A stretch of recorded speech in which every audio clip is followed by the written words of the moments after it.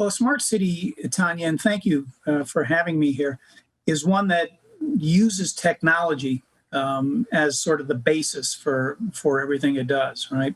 We're in a situation today where the digital stuff that's out there needs to be built into our infrastructure, and so the smart stuff is the technology, right? But the intelligent stuff, we talk about going from smart to intelligent. That's where some of the things and the concepts that we're talking about today come into play.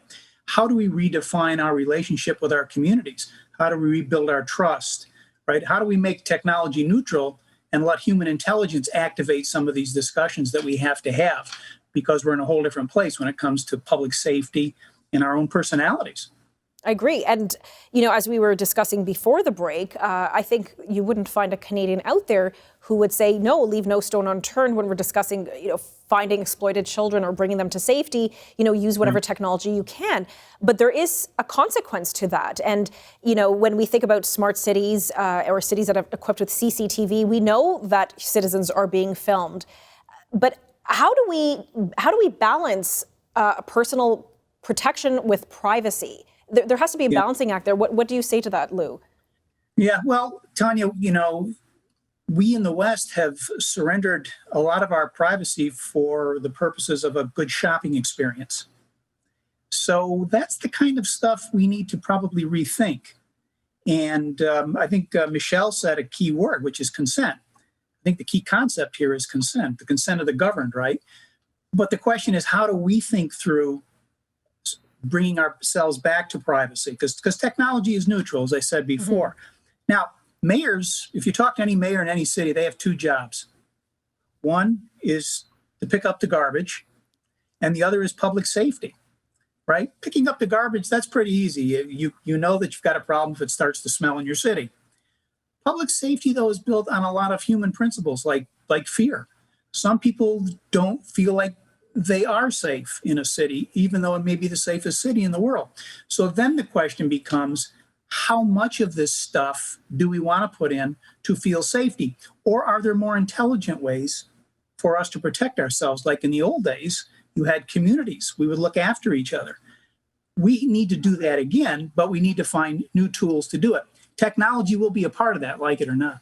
Oh, this is a very good point.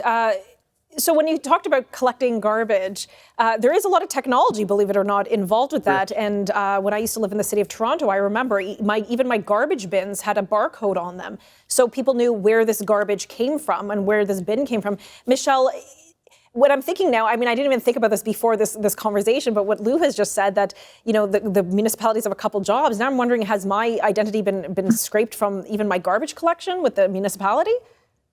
Michelle? Yes, it has. Oh, okay. Very, very straightforwardly. Should I be concerned about that?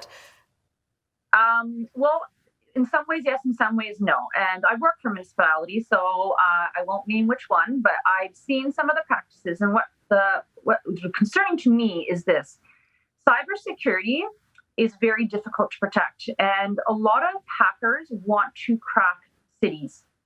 Their infrastructure, because it's a good boon for them, and the infrastructure is not as strong. And as a result, they can acquire a lot of information about citizens, their home address, usually even their spouse, because usually you have something with a deed or you have both spouses' name. A lot of contact information, yes, including the garbage. But the most importantly is property taxes, which therefore they can gauge how much that person can afford to make.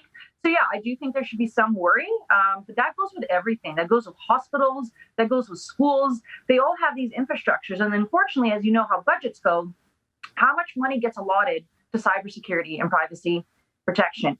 And unfortunately, a good amount does, but never enough. And if you ever talk to any IT person, ask them, could they use more money for more protections? And the always time and time again is yes. So of course we do. And we've heard about some municipalities actually being hacked and information being taken. So in a way we do. And that goes to some of the things that I mentioned earlier. It's about trust. How much trust do we have? And how much trust do we put into the institution?